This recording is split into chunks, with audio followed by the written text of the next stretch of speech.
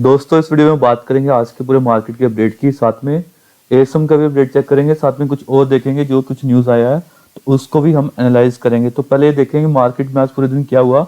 तो मार्केट में दोस्तों ऊपर से लेकर नीचे तक टोटल गिरावट ही होती रही, बट एक अच्छा लेवल आ गया था मार्केट का।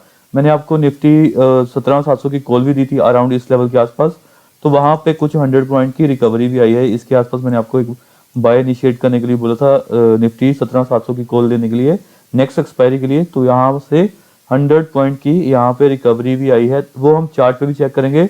ओवरऑल देखिए मार्केट में सिर्फ मेरे ख्याल से जो आईटी के काउंटर थे दोस्तों, हैवी वेट थे, टीसीएस, इन्फी हो गया, टेक महिंद्रा हो गया, उसके बाद एचसीएल टेक, विप्रो, इनमें थोड़ा ज्यादा गिरावट थी जिसकी वजह से यहाँ पे निफ्टी ज्यादा गिरा है। बैंक निफ्टी ओवरऑल ठीक था, 50% मतलब 0.5% की गिरावट हुई है।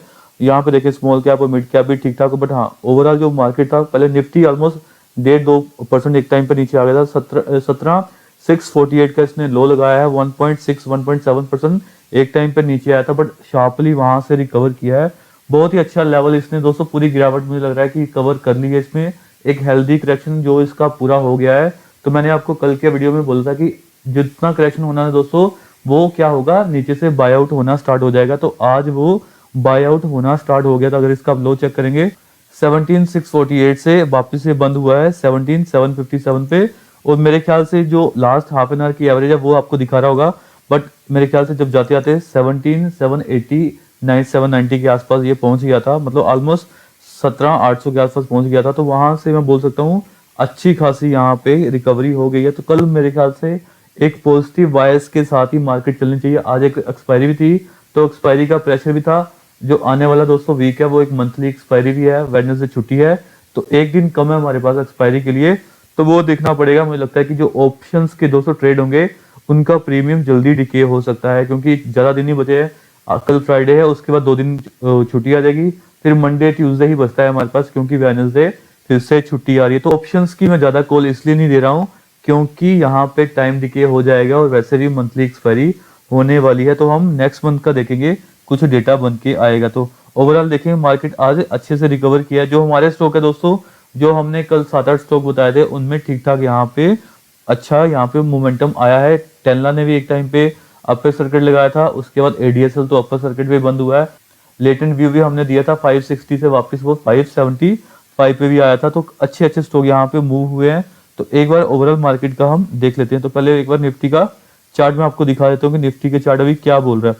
तो दोस्तों ये एक लेवल था, यहाँ से इसका ब्रेकआउट हुआ था, सिमिलर लेवल पे इसने काइंड ऑफ रीटेस्ट किया। देखें ये एक लेवल था, यहाँ से ये निकला था, देखें यहाँ से नीचे से जब आया था बिल्कुल यहाँ से निकला था, और वापस यहीं से रीटेस्ट करके वापस इसकी हाफ कैंडल इसने, मतलब पहले यहाँ तक आ रही थी कैंडल, मतलब पहले काफी नेगेटिव कैंडल बन रही थी, बट अभी देखें काइंड ऑफ हैमर बन रहा। तो कल अगर यहाँ से 17,800 17,850 के ऊपर निकलता है एक बार, तो वापस मुझे लगता है कि फिर से हम 18,200 300 की ओर जा सकते हैं। जितनी यहाँ पे गिरावट होनी थी वो इसकी कंप्लीट हो गई है। अब वापस ये बढ़ने के लेवल की ओर आ रहा है। यहाँ पे जो बड़े स्टॉक में मोमेंटम तो हो गया है दोस्तों, जितना होना था वहां पे गिरावट भी हो गई है, बट कुछ जो स्मॉल कैप के स्टॉक्स हैं वहां पे मोमेंटम अब फास्ट होना चाहिए, और यहाँ पे शार्प मूव हमें मिलने चाहिए। तो वो हम एक एक करके बाद में चेक करेंगे। निफ्टी बैंक का भी डेली चार्ट एक बार चेक कर लेते हैं।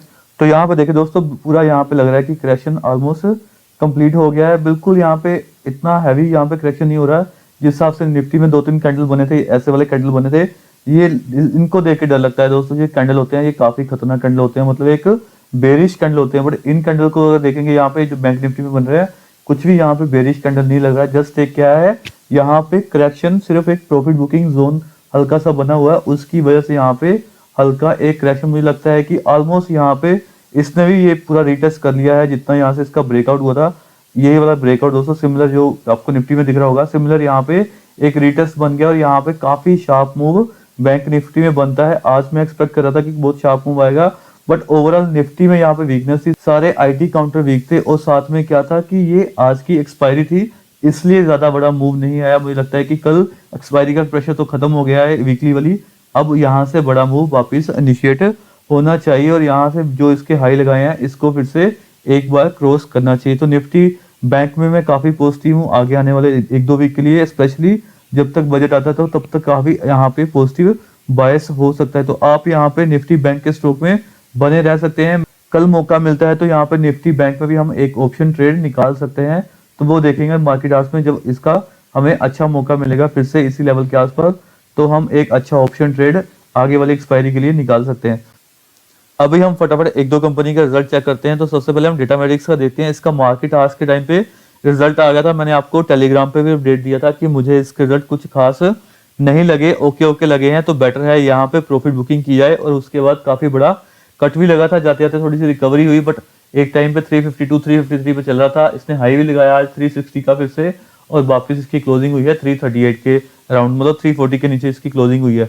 तो अगर इसका मैं आपको रिजल्ट दिखाऊं, नॉर्मली दोस्तों अगर सेल का फिगर देखें, दिसंबर क्वार्टर में इसका सेल का फिगर आया 301 करोड़, पिछले क्वार्टर में देखेंगे 299 करोड़, इसमें भी मैं देख रहा हूँ कुछ अदर इनकम भी है इसमें भी। बट यहाँ पे देखें दिसंबर 2020 में, मतलब एनुअल बेसिस पे भी कंपनी ने कुछ खास ग्रोथ नहीं किया। ग्रोथ तो क्या करना है, इसका डी ग्रोथ हुआ है, 2 करोड़ इसका कम हुआ है। और दिसंबर 2019 का भी देखें 306 करोड़ का यहाँ पे सेल है। तो दिसंबर इसका बेस्ट क्वार्टर होता है इस हिसाब से लग रहा है, बट फिर भी इस बार का क्वार्टर इसका इतना खास नहीं गया है, जबकि आईटी का इतना बूम चल रहा है, फिर भी कंपनी ने कुछ भी एनुअल बेसिस पे अपना सेल में नहीं बढ़ाया है, ना तो इसने अपना क्वार्टर ऑन क्वार्टर बेसिस पे बढ़ाया है। तो पहला फिगर सेल का बढ़ना चाहिए, तब जाके लगता है कि कंपनी ने कुछ ग्रोथ दिखाया, और तब जाके कंपनी का जो शेयर है दोस्तों उसका प्राइस बढ़ता है, ऐसे शेयर प्राइस नहीं बढ़ते हैं। इसका एक्सपेंसिस देखें, सिमिलर लाइंस पे इसका एक्सपेंसिस है। ऑपरेटिंग प्रॉफिट देखें 50 करोड़ से कितना हो गया, 51 करोड़ हो गया। और उसके बाद क्या है, ऑपरेटिंग प्रॉफिट मार्जिन कितना 17% ही रहा है। बट इसमें क्या है दोस्तों, आगे देखें अदर इनकम में क्या था, 4 करोड़ से कितना हो गया 6 करोड़। इसकी वजह से क्या हुआ, इसका जो प्रॉफिट दिख रहा होगा वो आपको 1-2 करोड़ ज्यादा दिख रहा होगा। बट इसका प्रॉफिट अगर इसमें से 2 करोड़ निकाल दें, जो अदर इनकम 6 करोड़ आया और जो पिछले क्वार्टर में 4 करोड़ था, अगर यहाँ से 2 करोड़ निकाल दें तो आपको प्रॉफिट बिफोर टैक्स दिखेगा इसका, वो 46 करोड़ ही दिखेगा क्वार्टर बेसिस पे। कुछ यहाँ पे ग्रोथ नहीं हुआ है, और इसका नेट प्रॉफिट भी आपको कुछ भी ग्रोथ होता हुआ दिखाई नहीं देगा। 35 करोड़ से 35 करोड़ ही आएगा, अगर ये दो जो करोड़ है यहाँ से अदर इनकम में से निकाल दिए जाए, तो कुछ भी मुझे ग्रोथ नहीं दिखा। इसलिए मुझे इसके रिजल्ट फिर से कुछ यहाँ पे इनकरेजिंग नहीं लगे। तो बेटर था कि आप यहाँ पे प्रॉफिट बुक करके किसी और शेयर में दोस्तों यहाँ पे ट्रेड कर सकते हैं। बाद में इसमें फिर से आपको री एंट्री का मौका मिलेगा। मुझे लगता है कि फिर से 305 310 के लेवल आपको इन बिटवीन, मतलब 1-2 महीने के बाद आपको फिर से वो लेवल दिखाई दे सकते हैं। और अब एक बार एएसएम का अपडेट भी चेक कर लेते हैं।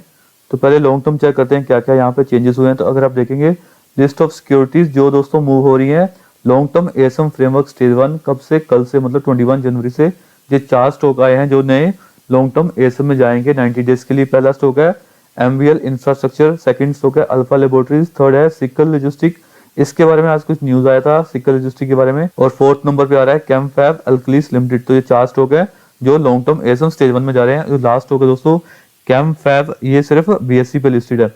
उसके बाद जो नीचे देखते हैं स्टेज 4 में कोई डायरेक्टली नहीं जा रहा है, स्टेज 1 से स्टेज 2 2 स्टॉक हैं जो स्टेज 1 से स्टेज 2 जा रहे हैं कल से। पहला है खंडवाला सिक्योरिटी, सेकंड है Kaushalya infrastructure development corporation limited. तो ये भी सिर्फ बीएससी पे लिस्टेड है। तो ये दोनों स्टॉक अब स्टेज 4 की ओर मूव करने वाले हैं, मतलब 2 में जाएंगे तो आगे धीरे धीरे इनके स्टेज 4 में जाने के चांसेस भी बन जाएंगे। उसके बाद एक स्टॉक है जो स्टेज 2 से स्टेज 3 में मूव हो रहा है, वो है flexi tough ventures international limited. तो अब ये वापस ये स्टेज 4 की ओर भाग रहा है। स्टेज 1 से 4 कोई नहीं है, तो रिवर्स में देख रहा हूँ। उसके बाद कोई भी स्टॉक यहाँ पे अपडेट होता हुआ दिखाई नहीं दे रहा है। नेक्स्ट 2 में देखें कोई भी स्टॉक एक्सक्लूड नहीं किया गया है आज यहाँ पे एएसएम में, और कंसोलिडेटेड लिस्ट में कुछ खास चेंजेस नहीं हुआ दोस्तों। सीडीएसएल वहीं पे स्टेज 1 में होगा, हैप्पीएस्ट पॉइंट आपको पता है स्टेज 4 में है, गुलशन पोलियो स्टेज 4 में है, केपीआईटी स्टेज 1 में है, विष्णु टिप्स यहाँ पे स्टेज 4 में है, बालाजी माइंस भी नहीं निकला है, प्राज यहाँ पे नहीं निकला है। कोई स्टॉक यहाँ पे अपडेट नहीं हुआ है, अगर अपडेट होता तो वो हमें एनेक्सर 1A में दिखा देता। तो ये मेरे ख्याल से कल फ्राइडे है, तो कल बड़ा अपडेट इसका आना चाहिए एएसएम का, उसमें देखते हैं क्या क्या चेंजेस हुए हैं। तो अब मैं शॉर्ट टर्म एएसएम भी चेक कर लेता हूँ एक बार। तो शॉर्ट टर्म एएसएम में देखें 2 स्टॉक है दोस्तों जो कल से क्या होगा शॉर्ट टर्म एएसएम में स्टेज 1 में एंट्री कर रहे हैं। पहला है एबीएम इंटरनेशनल और सेकंड स्टॉक है एचएसआईएल लिमिटेड। उसके बाद मैं अगर चेक करूं क्या क्या अपडेट हुआ है, उसके बाद कोई भी अपडेट मुझे दिखाई नहीं दे रहा है एनेक्सर 1 में। फिर एनेक्सर 2 में देखता हूं अगर, तो इसमें देखें कुछ स्टॉक यहाँ पे कंप्लीटली बाहर हुए हैं, काफी सारे स्टॉक लग रहे हैं यहाँ पे 8 स्टॉक आ रहे हैं जो एएसएम शॉर्ट टर्म से कंप्लीटली बाहर हुए हैं। तो जो पहला स्टॉक है वो है HEC infra project, second stock है क्यूबेक्स ट्यूबिंग्स, थर्ड है वासवानी इंडस्ट्रीज, फोर्थ है अलंकित लिमिटेड, फिफ्थ है लक्ष्मी कोटस्पिन, सिक्स नंबर पे आ रहा है Texmaco rail and engineering limited, और सेवंथ नंबर पे आ रहा है मोहित इंडस्ट्री, और लास्ट में है Oswal Chemicals and Fertilizers Limited. तो 8 स्टॉक इनके लिए अच्छी खबर है, एटलीस्ट ये शॉर्ट टर्म एसएम से बाहर होके, मतलब पूरे एसएम फ्रेमवर्क से ये बाहर हो जाएंगे, ये लॉन्ग टर्म में मूव नहीं कर रहे हैं, तो एटलीस्ट कुछ 8 स्टॉक यहाँ पे निकल जाएंगे। कंसोलिडेटेड लिस्ट में देखूं अगर तो दोस्तों काफी सारे स्टॉक अभी भी बने हुए हैं, तो मैं देख रहा हूँ 50 का यहाँ पे काउंट आ रहा है, टोटल 50 स्टॉक हैं जो अभी शॉर्ट टर्म एएसएम में बने हुए हैं। तो देखते हैं कल कितने स्टॉक यहाँ से बाहर निकलते हैं, कल का बड़ा अपडेट उसका वेट रहेगा।